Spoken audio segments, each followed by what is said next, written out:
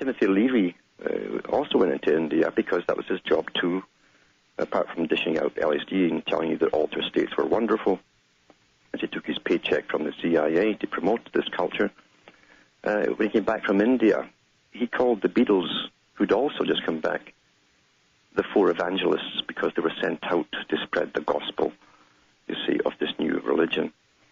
And that was in different newspapers and magazines at the time. In fact, Leary said that the Beatles had taken his place, and that the Rolling and that one of their albums was a complete celebration of LSD, which was true. Lucy in the Sky with Diamonds and so on, was pushing, promoting altered states, which they coupled again with the so-called transcendental meditation states for the new religion they were bringing in. And magazines all over the place sprouted into being, heavily funded, all promoting this brand new culture that everyone fell into. And before you know it, there was almost like chain stores of channeling groups and meditation groups, etc., as they destroyed the old. And along with that came what even various professors and universities noticed too, that the free love that was introduced along with it. Now, this had been tried previously in Germany in the 1920s, this what we now call the hippie era, and free love, and with the Wonder Folk and so on. So they reintroduced it again with the drugs for the 1960s and really promoted it big time, heavily financed it for the Western world. And it worked wonders because it destroyed all the old values and brought in these already made new set of values. And I mean already made because it was a plan. It wasn't something that was a happening, as they called it. It was actually a plan that was being unfolded and directed by all of the media circus. And the public went along with it because everything they gave you was fascinating. It was absolutely fascinating. It was fascinating to be told you could do this, you could do that, you could get in touch with entities, you could wake up your chakras and rattle them and get your kundalini going, etc., etc. And it all appeals to the ego because it all appeals to the ability to gain a supernatural power. And if you go into it deep enough and follow all the chains that you would go through from one cult to the next cult to the next cult, although they simply call them groups now and associations, they're still cults, that you always end up with channeling. It's quite amazing that everything today goes towards channeling.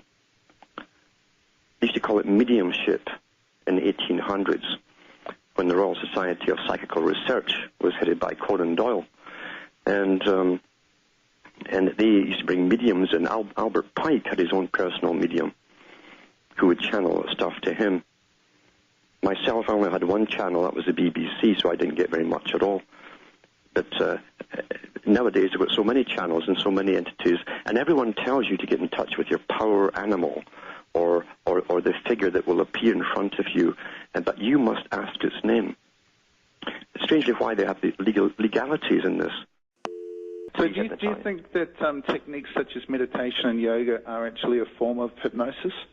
Oh, they are hypnosis. In fact, the Western world for a while taught the self-hypnosis to attain the same kind of experiences, the feelings really, or calmness that some experience through yoga. Okay. Hold on, and we'll go into this after this break. Blavatsky talked about the creation or the bringing together of the religion of India with Christianity to create a new world system, a new religion. And this has been pushed by the big boys who run the world, and Maurice Strong, who works for Rockefeller, and the United Nations, too, that pushes the Baha'i and all the rest of it. This was set up a long time ago in the 1880s to bring it to fruition for today. And when you see such a majority of Western women running off to yoga classes, thinking it's all about exercises, and they haven't a clue of the origins of yoga and what its real intent is, until they go up to higher meditation, and what you're really doing is channeling. You're channeling entities. The whole idea of yoga was to bypass reincarnation so you wouldn't have to come back again, but you take on the forms of all these different gods, which some other religions, including their own, will call demons too. That's quite something. You're into a religion big time. And when they start selling you philosophies on how to think and how to think about different things, a whole format of religion, well, you're in trouble if you don't realize you're in a religion. You're being indoctrinated, and someone else is pulling your strings. This is a part of the global agenda. Now, Khrushchev, back in the 60s, he set up a special team in the KGB, and their job was to go around the Western world monitoring to see if all of these gurus that were sent over from India and the New Age religion was taking off, and how it was affecting the culture and society, because it was known at the time that they'd eventually blend with the Western world into this new world order, and they needed a new world religion to guide us all into it. And with it all comes, again, eugenics and too many people and saving Mother Earth, forced sterilization, all that kind of stuff. That's what comes into all this eventually. All these roads lead to the same road. They all join together. And it's a road to hell, to be honest with you. Utter hell on earth as this agenda steamrolls forward. But you must have a pretty well stupefied population to control and take along that road, and you do it by the creation of this particular New Age religion, which is coupled with no rights or wrongs. It's moral relativism. Therefore, there's no right or wrong. Right and wrong is only a human judgment. Good and bad is just a human judgment on events that will say that something benefits from every act, even the bad acts. Therefore, nothing is technically ever wrong. They can start killing you off, and that won't be wrong either. And you won't even care about it, because after all, it's moral relativity. That's how your mind is controlled, you see. And even types of psychotherapy now use the particular channeling method, or meeting your power animal to give you power. And even these dynamic group encounter meetings they have, even for people who work in corporations, they send them off to these courses to give them more confidence, supposedly.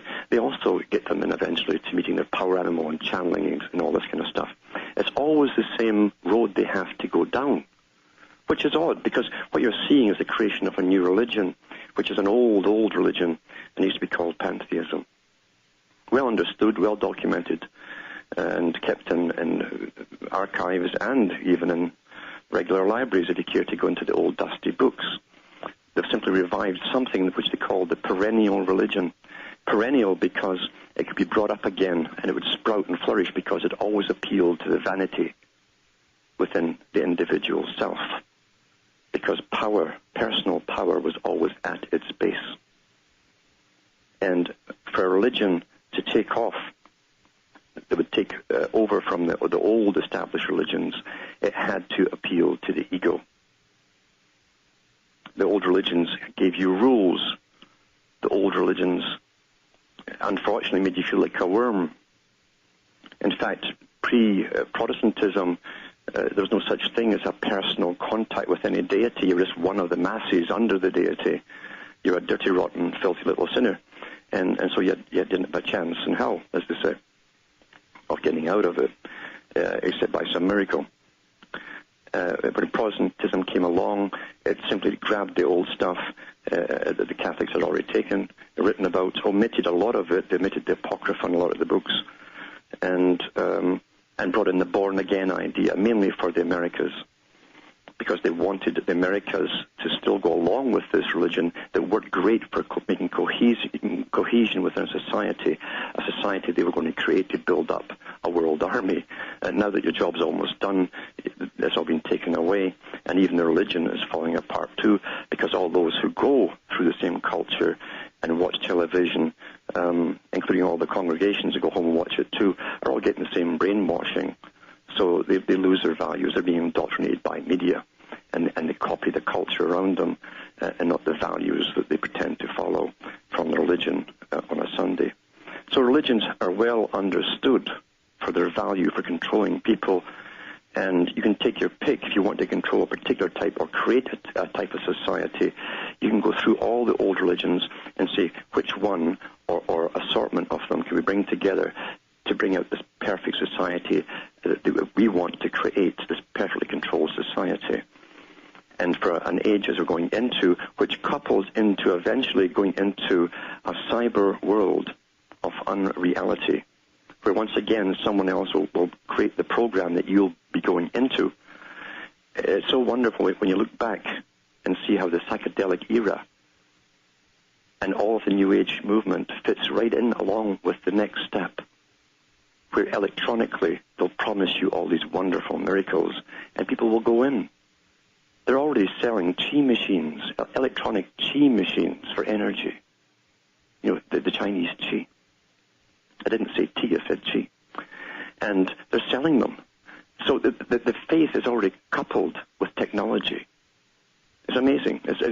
I say beautiful. When I say beautiful, I mean in a sardonic sort of way. It's very, very clever. Very clever how it all eventually fits to go into what they always wanted was a fake world that would control your minds completely. If you said this to a pre-1940s society, we'd like you to get brain chip one day and observed and followed all down through your life, there have been revolutions all over the place. Believe you me, very quickly.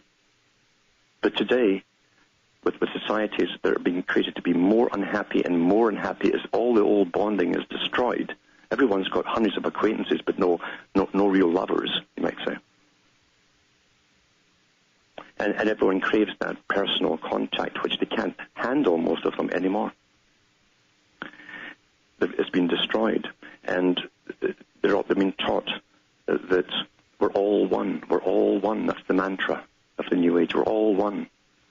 And sure enough, they'll all be one when they're all hooked up together in the world's supercomputers, which will all be connected. That's when they'll all get their wish. The only thing is, they won't be conscious enough to understand it, because there'll be no more you when that happens.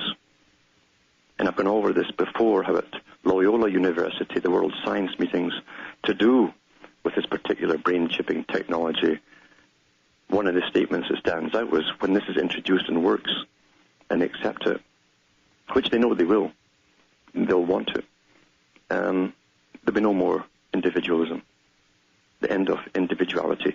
And then the elite who will not be chipped will breathe a sigh of relief, because they won't have to worry anymore about revolutions and complaints departments, or having to use so much energy to keep the multitudes entertained and happy, keep them peaceful. They won't have those worries anymore. They'll have an efficient programmed society where, since you're only using about 10% of your brain, they can use all the rest of it to accomplish a myriad of tasks, and use your body too like a robot. Because the most efficient robot is a human body. It's the most efficient. The cells regenerate themselves. You're self-repairing. We need less maintenance than the mechanical type. We're cheaper. We're a renewable resource. To the economist at the top, that's very logical to use this and do what's happening in this fashion. And it's happening, and we're living through it.